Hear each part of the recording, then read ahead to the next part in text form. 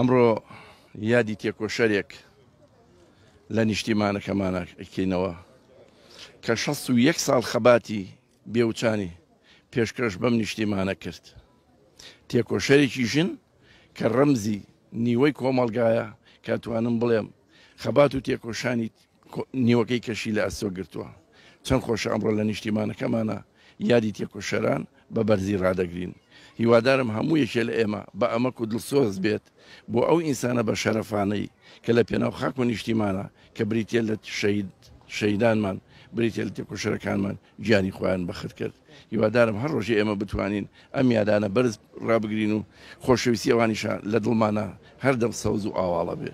هەست بەواکەم کە قەرزێکی دایکی نیشتیمان کە خەرزێکی شەیدەکانە دراوەتەوە. هیوادارم هەمومان باو عشقەوە ئەوەی توانامانەیە لە قەرزی دایکی نیشتیمان درێخی نەکەین و ئەو قەرزە پێشکەش بە نیشتیمان بکەینەوە و گیانی پیرۆزی شەیدەکان و تێکۆشەرەکانیشمان بەرز ڕاگرین.